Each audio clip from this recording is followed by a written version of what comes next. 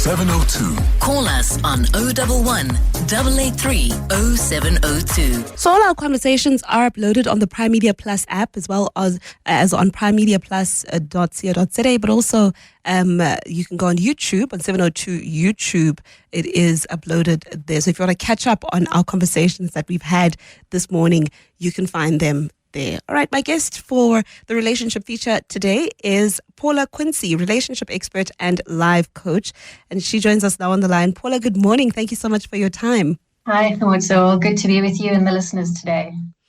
A tricky conversation that we're having here today, just around the unemployment, how unemployment and one partner losing their work can really cause, or challenge relationships and cause strain in relationships, especially in South Africa, where unemployment is a reality for many. Absolutely. It can have a severe impact on relationships, particularly on an emotional level and from a psychological perspective for both partners, the one that's going through or has been through the retrenchment and the one on the other side who is, having to hold the space for their partner and their relationship during this process. I suppose, what's the first step? So I suppose someone comes home, your partner comes home and they say, listen, I've lost my job or I run the risk of being retrenched and it may happen sooner than we think. What do we do? What's the first thing a couple does in that instance? I think, like any human being, we kind of kick into survival mode because it's the shock of this, it's the disbelief, it's the betrayal that we're going through, and it's that sort of grieving process that we go through from both sides. The person that's gone through this retrenchment is grappling with a whole lot of emotional stuff around their worthiness, a sense of failure, their anxiety, particularly from a financial perspective, because that financial stress and strain has a direct impact on our survival skills. How am I going to pay the bills at the end of the month? How am I going to put food on the table? How am I going to provide? And so we go into this panic and this anxiety as all of these thoughts and emotions flood over us. As the partner going through it, but also the partner on the other side that is trying to be supportive, but is also going through their own emotional turmoil in the process. And how important is it to just pause and take it in? Once you hear whatever news, any shocking news, anything that you feel might be, it runs the risk of affecting your relationship. I think it's wise to pause and just process what this means, at least in the immediate, before, spiraling and panicking and going into that survival mode. Absolutely. As hard as it is to be able to just, stop and not make rash emotional decisions. The most important thing is for you as an individual and as a couple to, as you say, take that pause and allow yourself to feel what you are going through. It's not a good thing. It's not a healthy thing to suppress those emotions or to deny what you're feeling. And to be able to allow yourself to absorb and go, okay, this is what has happened to me. That doesn't mean that I am a failure, because failure is an event, not a person. And often we interpret this as a sense of failure or relating directly to our worth. So being able to have a safe space to lean into, whether it's your partner or whether it's someone else, to say, okay, let's just take a step back. Let's pause. Let's breathe. Okay, this has happened. This may feel like the end of the world right now, but it's not necessarily the end of the world.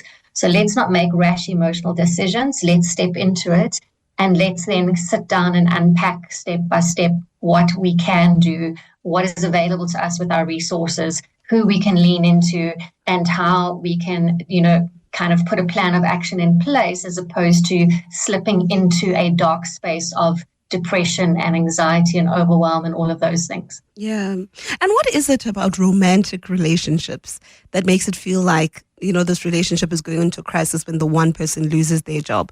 Because, unemployment affects affects us all, and it affects all types of relationships, whether it's with your family or even friends, depending on the relationship type that you have. But when it comes to romantic relationships, it seems as though you just feel like my relationship is at risk once the one person loses their job. Yes, absolutely, because it does affect moods on both sides. It brings tension and anxiety into the relationship and into the relational space. So it can affect our communication between each other.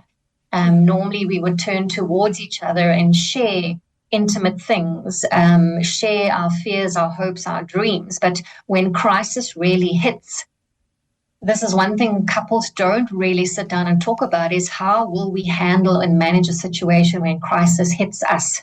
How will I respond? How will I react? What do you need from me? How can I show up for you? How can I be there for you?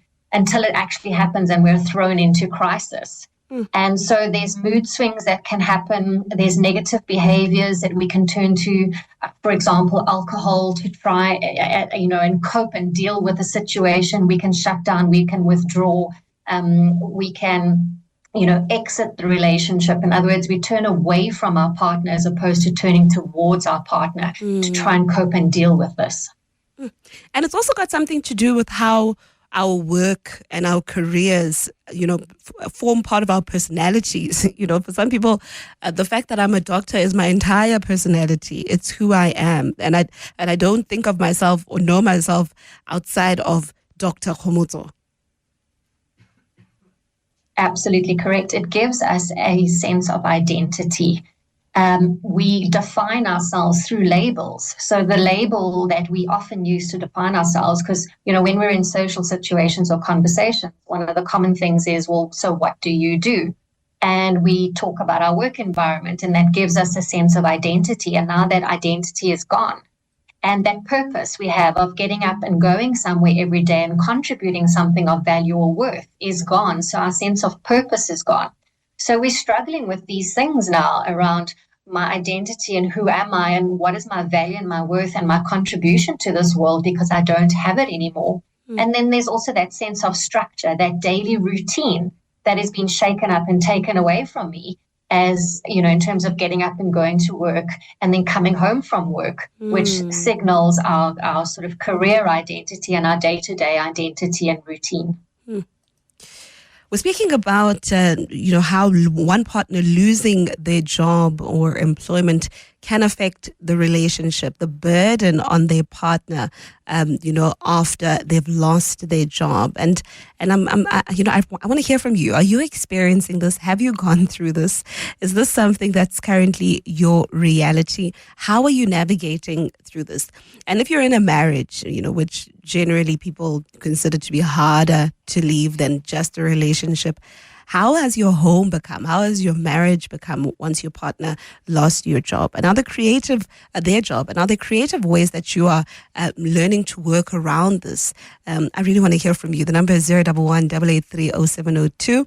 Or send me a WhatsApp or a voice note on 072-702-1702. Someone else saying on the WhatsApp line, hi, Khomotso, my partner of almost 3 years lost his job in 2024 December. I tried to support by not exerting pressure, asking very little, checking in now and again. But the main thing was I was trying to give him space and not exerting pressure.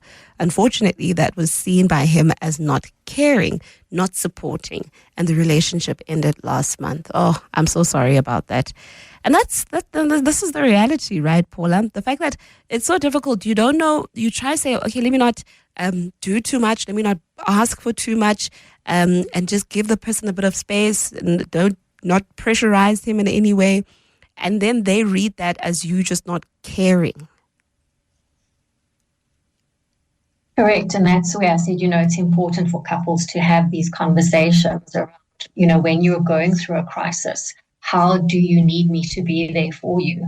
How do you need me to show up for you? How can I support you? Because often, and particularly from a woman's perspective, we will step into fix-it mode. We will want to fix this person that we care about, we love about them, we see them hurting, and we want to take it away because we are naturally nurturers, right?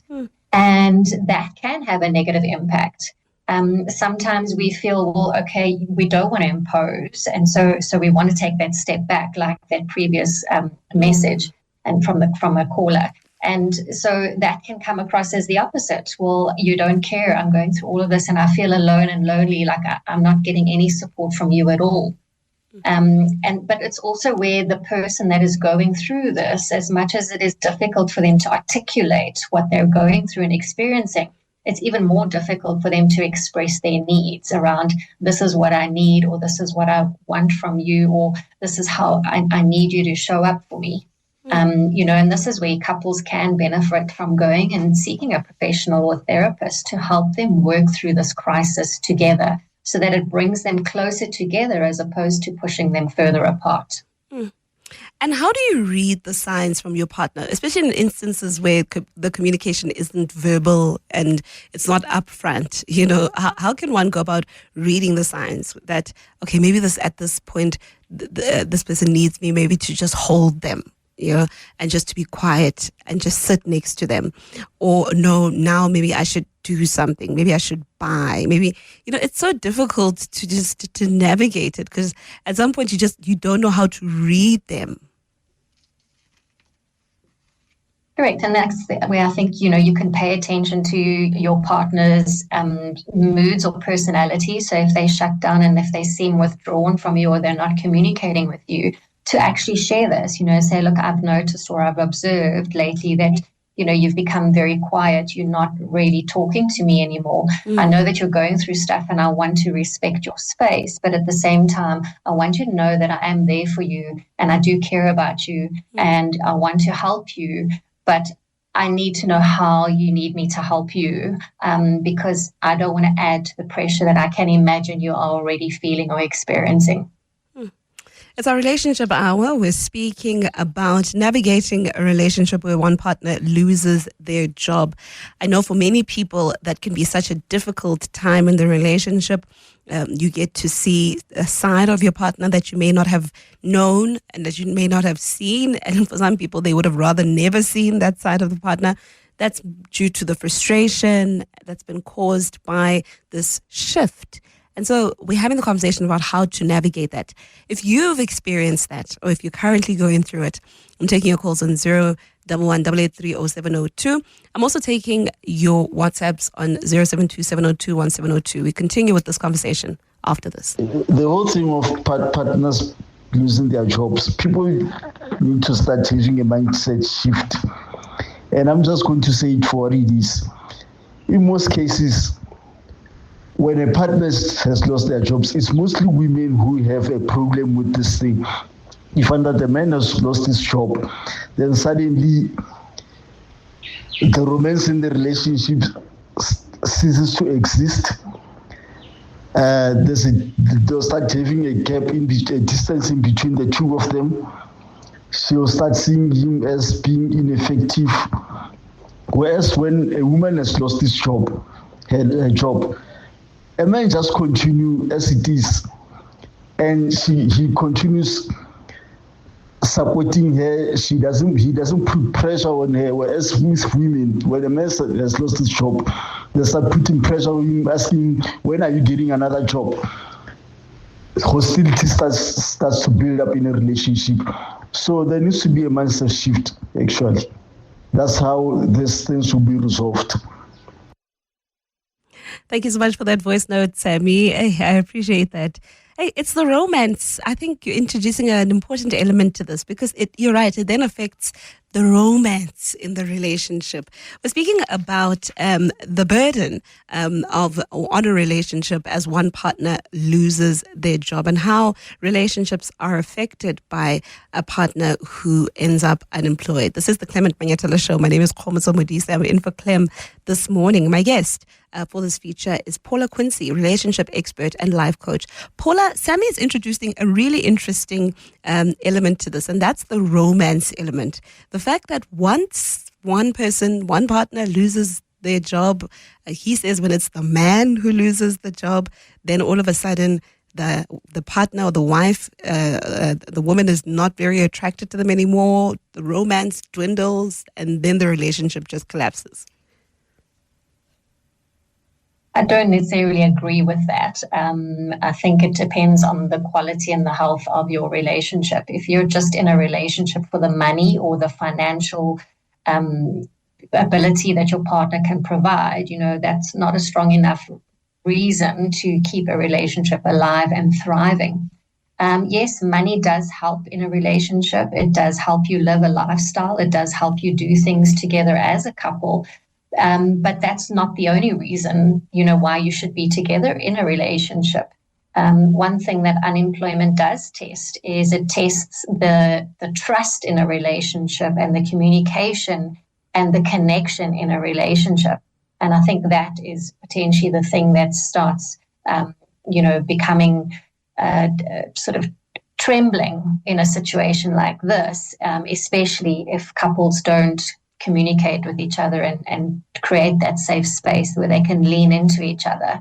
And then we start making all sorts of assumptions about our partner and our relationship. How can people manage the power dynamics in their relationship now that there's been this shift? In many relationships, the man who is employed, maybe even making more or making the same as the wife, is almost seen and considered to be the leader in that relationship. But now, because the financial power and the financial muscle is no longer there, that may look different. How can couples manage that in a way that still keeps harmony and peace in the relationship? Yeah, and I think this is where we need to challenge those sort of typical the gender stereotyping and the labels where the man is the provider and the breadwinner, especially in today's world, because we're seeing that change where, women are earning equal or more to some of their male counterparts. So if we just look at this from a gender stereotyping point of view, the stigma associated with the man who is supposed to be the provider and the breadwinner, when he loses his job, it takes that away from him. Or the perception is that it's been taken away from him and he is no longer able to provide. He's no longer able to add value to his family and or his community and society around him. And that's not necessarily true because you are more than just money when it comes to your relationship. Our relationship consists of 5 different elements or pillars, of which financial is one of those pillars. Yeah. And this is a conversation that couples can have, is what are the different ways that we contribute to our relationship on an emotional level, on a physical doing level, so acts of service or chores and that, on a physical level, so from a sexual side of our relationship, the financial side of our relationship, and then the spiritual side of our relationship. Those are the different channels or ways through which we contribute to a relationship. And you and your relationship is more than just the financial aspect. We're speaking about navigating your relationship when one partner loses their job. Have you felt a shift in your relationship? Maybe you started to feel less wanted, less desired by your partner once, you no longer had the financial muscle. Have you felt that the power has now shifted in your relationship, where the partner who maybe was not so powerful, or you were more of the leader in the relationship, now you feel like you're being led for whatever reason, or because of the situation? I'm taking your calls on 011 883 702. WhatsApp us on 072 702 1702. Hi, Fumutso. I just have a question for Paula. Me and my partner, we've been together for about 10 months now, and things have been going good. However, my partner has lost their job 2 months, I think. For 2 months, they haven't had a job now. And everything is fine. We've communicated. He doesn't want me to financially support him in any way. He says he has that under control. He's looking for a job, and he has that under control. So that's fine. We've been doing good, but we haven't gone on dates now for about 2 months, and it's put a strain on the relationship. And I just been wondering, if I should take him out on dates or what, or will he not like that because he usually took care of that part, but now we haven't been doing that part of our relationship on going out on dates and stuff. So maybe please help me, Paula. Sure. Thank you so much for that voice note. Welcome back. This is the Clement Banyatela Show. It's the relationships feature, and we're speaking about navigating a shift in your relationship where one partner loses their job. And that voice note, we appreciate that. Paula, I don't know if you were able to hear that. It's I think it speaks to the reality of how the relationship will change. It's inevitable that it will change in one way or another because the one partner no longer has the financial muscle. Yes, correct. And I mean, it's great that they are communicating about this. So potentially this partner, the one that lost their job, is feeling a little bit self-conscious or self-aware and is maybe a little bit more conservative where it comes to spending money. So what I would say is, approach it in a way that is open and say, for example, I miss us time and, spending quality time with you. What about we go and we have a picnic somewhere, in the park or even in your garden outside or on your lounge floor, and put some music on and make it a little bit romantic. So you're taking the pressure off from a financial way and you're finding creative other ways of having date time together. Yeah. That's where you can still enjoy and share quality time together. I suppose also it's the reality for some couples that we were used to fine dining. We were used to, living large. And I always knew every month you were going to take me to the best restaurant in Johannesburg. And we were going away on holidays, and you were footing the bill. And now all of a sudden that's all gone away. And it's a bit of a shock to the system. Yes, and this is part of the conversation that couples need to have, which is what are the lifestyle changes we may possibly have to make for this period of time while we are on a single income or while we have less disposable income available to us, and finding creative ways of doing other things together until you're back in that position again where you can live that fine dining lifestyle if that's what you choose to live. Let's go to the lines. And Nkulego in Krugersdorp, you want to weigh in? Good morning. Welcome to the show. Hi, Khomuto. Thanks for having me. Mine is a different story. Yeah. I lost my job, and a week later I discovered that my now wife is pregnant. Sure. But the funny thing or interesting is that she was always there. Nothing changed. I remember I would walk to her place to fetch her. We'd get home and make her eggs in arch. She was always there. 10 years later, we are doing very well. Got our second house now. The child is growing, attending to good schools. But I think the issue here is that if someone wants to be with you, they will be with you, depending on the job or not. Yeah. But if they are there for the money and all that, the dynamics will change. But if they want to be in that relationship, they will be in that relationship no matter what's happening.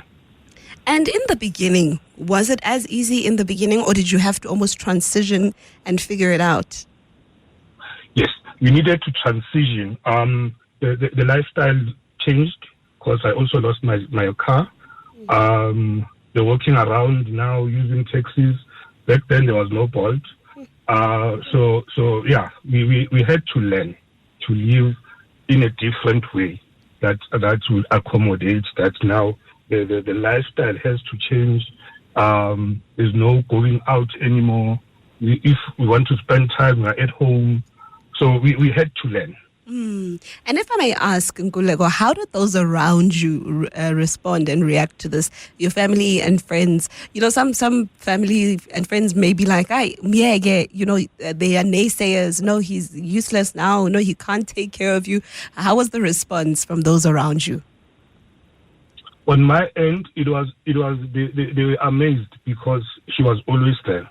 But on her end, things were different because you would get those things because when the child was born, we would walk to the hospital and it's a distance. So you'd hear people saying, no, she doesn't even have a car, this and that. And that used to frustrate me a lot because I could see that she's taking strain from those people who are saying these things. But we like I said, we had to learn and we also had to understand ourselves. Why are we in this relationship? The next person can say something, but why are we in this relationship? I think that worked for us. That's why now we are still going strong. Thank you so much for your call, Nkulego, and I wish you all of the best. I hope you continue to grow from strength to strength and continue to be very happy with your wife. Thank you so much, Komoto. Have a great one. All right. I think that this is an example of a success story, Paula, right? People that have it figured out, that did it right, that understood that they had to make some changes, that understood, that things would not be the same, but also that were willing to go the mile, that were willing to continue with the journey, and it's paid off. Absolutely. And this is a good example of, where couples pull together, they turn towards each other, they're there for each other, they show up for each other. And, I think it's important to remember that going through something like this is not a jail sentence. There's such a stigma attached to losing your job, the shame, the embarrassment, all of those things. But it happens all the time around the world. And, I think the more that we talk about these things and that it's okay, that doesn't mean you're a failure. It just means that your life has changed and it's for now, it's not forever. So how do we get through this for now? What are the things that we can do for now to get through this together side by side and come out on the other side stronger than before? Absolutely. Let's take some of your voice notes. Hi guys, this conversation about jobs and the change in dynamics, for me it's a touchy one because my ex-husband left his job to start his own business, which he didn't stick to, and he would chop and change as the mood goes. I became the sole breadwinner for 11 years without any help. And all I wanted was just an equal, someone who's going to carry 50% of the load just as much as I did. It got to a point where I resented him because he could opt in. He could opt in parenting. He could opt in providing. He could opt in protecting. Like everything was just as he wished, and he would just go with the flow.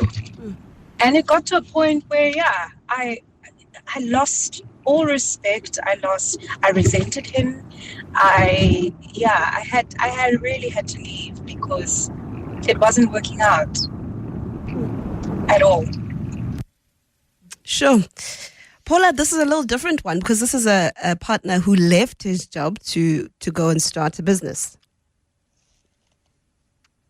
Yes, correct. And I think, this is the key thing around where couples need to sit down and go, what are the different ways that you can show up and contribute in the relationship that is not financially related?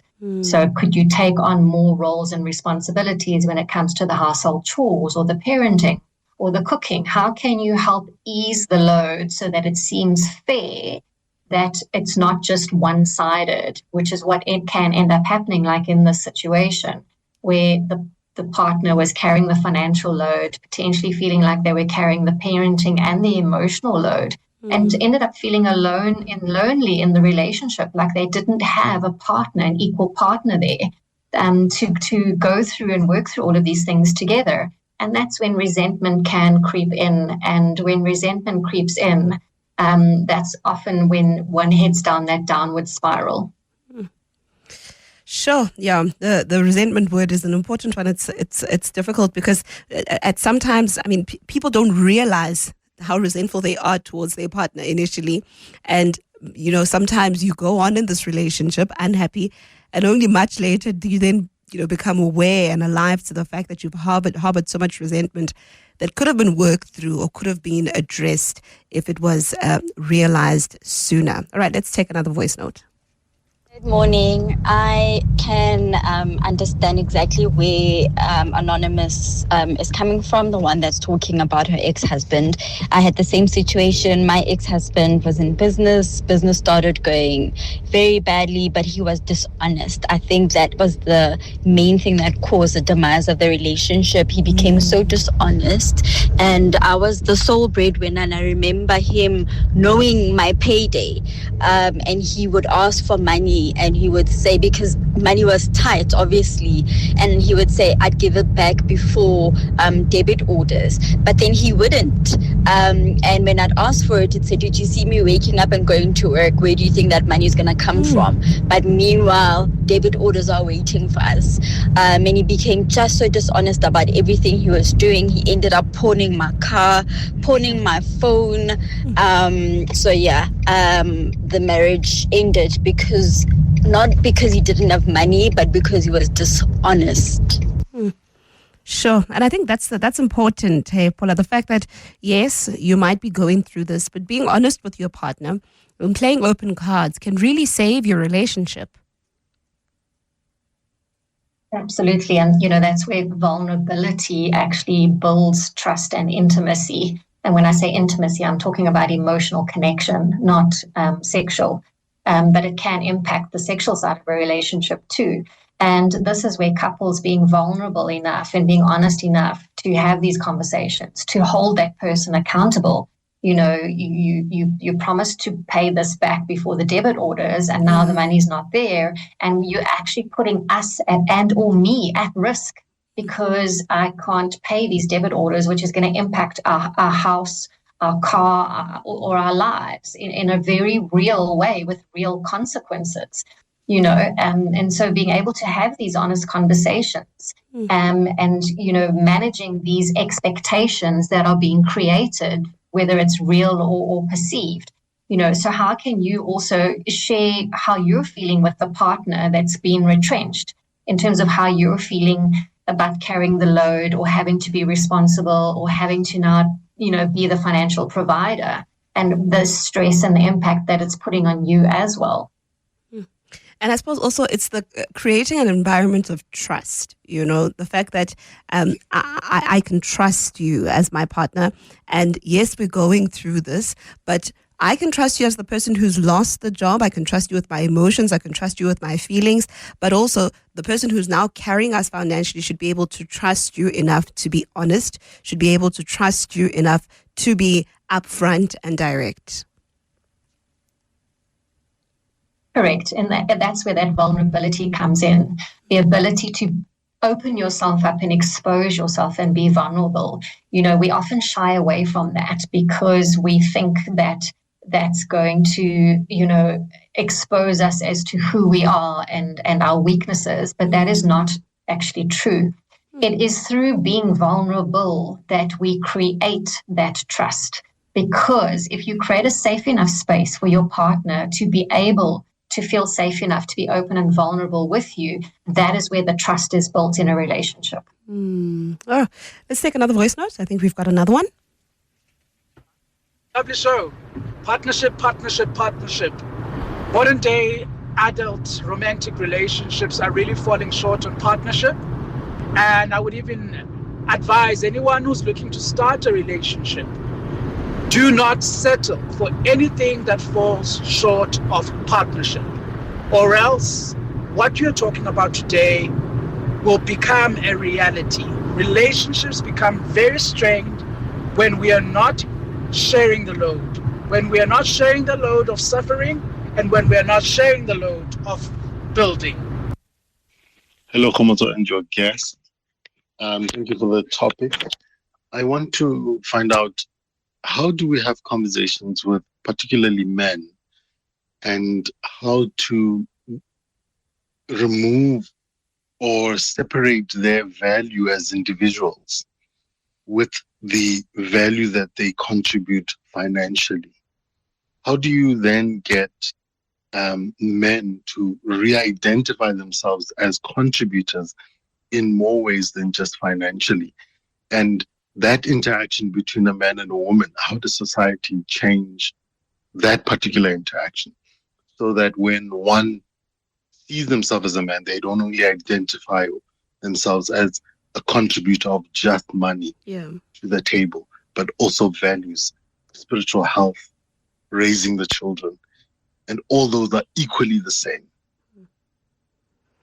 Yeah, thank you so much for that voice note. I suppose it's what we've been speaking about, Paula, about, revisiting and doing away with some of those stereotypes, and the idea, maybe I shouldn't say of roles, because roles are important, but yeah, those stereotypical roles. You're absolutely correct. And the more examples we have of men that have the courage to speak up and be role models and mentors for other men out there that go, hey, that sounds like me, I can relate to that. If that person is going through it and they came through it on the other side, then so can I. And so the more safe spaces we create for men to lean into, to be able to break those gender stereotyping stigmas, the more healthier relationships we will have out there. So it's for men to speak up and speak out and create safe spaces for other men, as well as how they teach our boy children to grow up in today's world. And at the same time, for women to be allies to men and create safe spaces for men to be vulnerable in without them feeling like they're losing their manhood in the process. Yep, that's the reality, really. And it's the fact that, in South Africa, so many men are among those who do lose their jobs, who do end up unemployed and don't know how to define themselves and be able to be active participants in the home, active participants in the relationship, and take on whatever role is required of them during the season in their lives. All right. We are still taking some of your calls and your voice notes. I see your voice notes coming in thick and fast. Let's go to one right now. I just want to speak on the issue of vulnerability to create trust. What a complex matter. But just thinking about my own situation where I was vulnerable and then my then partner kind of abused that, to ridicule, to kind of say, what kind of a man are you, So that throws a spanner to the vulnerability dialogue. Say, okay, it takes two, not just men being vulnerable, it's also women allowing men to be human and not these robots that we are brought up to be. Paula, yeah, this is another important one. The fact that when your partner is vulnerable, when they do take that leap and want to trust you with themselves, or the most intimate parts of themselves, and then you break that trust and you ridicule them and you mock them in their vulnerability. Absolutely correct. And, that's where I mentioned earlier on that women can be allies to men in this process. Women often say they wish their men would open up and speak to them more and let them in so they know what's going on in their worlds and what they're thinking and what they're feeling. And if they want to achieve that, they need to co-create the safe space and hold space for a man to lean into and be vulnerable in a way that feels supportive, that feels caring, that feels respectful, not what this caller, shared, where he was made to feel ridiculed and judged, because all that does is shut someone down and they withdraw even more, and it will be even more difficult for them to open up and be vulnerable again. We're still taking more of your voice notes. Let's try get through as many of them as we can. Let's take a listen. The real test of a relationship is when we don't get what we want as opposed to what we do. Hi, I would like to be anonymous, but what I can say is a married husband. Yes, it does take a toll. Most especially when you see a woman kind of lose respect on you. In my case, I kind of lost my job when we had just gotten married, 3 months down the line. Then I happened to go and gig overseas, came back. When I came back, I got things really pick pick up the way they used to. But instead, the graph went down. And day by day, I would see my wife losing respect for me. Not just my wife, but I could see the thing also rubbing off of my daughter as well. And it broke my heart. I won't lie to you. Well, in the process, yes, I tried to find some other stuff. I mean, Paula, what is it that causes respect to take a knock in some relationships when one partner loses the job? Is it the fact that the other partner may feel and know now that I make more than you, I've got more financial power than you? What is it? I think it's unmet expectations, right? Or unspoken expectations. We either say something which creates an expectation, and when it's not followed through on, it creates disappointment, which feels like I'm let down, I can't rely on you, I can't depend on you.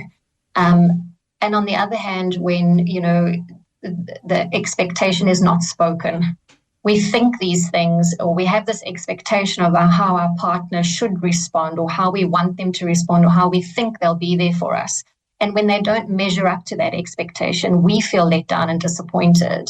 But in actual fact, we set them up for failure in the first place because we did not voice our expectations or our needs, and therefore they couldn't have met it anyway. It was unrealistic, right? Yeah. So I think it's these unmet expectations that create this disappointment, this trust. It breaks the trust, and that I can rely on you and depend on you to be there for me. And then that's when resentment creeps in. And I suppose now that you may have realized and you've taken note of some of the things that we've covered in this conversation, what can one do to repair the damage that may have been caused in the relationship due to this? So, some listeners may not have known that they were being financially abusive, may not have known that they have lost respect for their partners, and they realize now that maybe they'd gone about things the wrong way. What can you do to try fix things? I think the best thing to do would be to sit down with your partner and relate back to that experience in a way that is open and engaging and wanting to gain understanding and insight as opposed to the upper hand. So, for example, you could say to your partner, when we were going through this, this is how I felt, this is what I was going through, and this is what I really needed from you back then. And I realize now that I didn't voice that, I didn't express it, and this is how it's left me feeling. So going forward, next time we go through a difficult time, this is a step that I'm willing to do from my side. What I would like or need from you is this. Can we talk about this? And start rebuilding that bridge of connection, of safety, of communication, of connection and trust. And I suppose finally, Paula, at what point should couples consider getting outside help, therapy? At what point should they say this might be more than we can take, more than we can do? Let's go get some help. I think that couples should look at getting help regardless of the situation that they're in. I always like to use the car analogy. Every year we take our car in for an annual service to make sure it's roadworthy and reliable and dependable and safe. Why not do the same for our relationships? As we grow and evolve and our relationship shifts and changes, why not invest in our relationship and go and learn new skills that we can be better partners for each other, better communication skills, dealing with anger, conflict, all those things. And I think the minute you feel like you are disconnected from your partner and you've tried to connect and start getting anywhere, don't wait until it's too late. Go and get the help. It's not a shame in today's world to get help. Paula Quinsee, relationship expert and life coach. Thank you so much for your time. I really appreciate your insights. We've been speaking about the burden of a partner losing their job and how that can cause relationship strain. I really appreciate your time, Paula. Thank you. Thank you, and have a good Christmas to you and the listeners. Thank you. You too. That was Paula Quinsee, my guest on the Relationship Hour. I really hope that was helpful for you and that will help you make some changes in your relationship. If you are going through this, strength to you. I wish you all of the very best.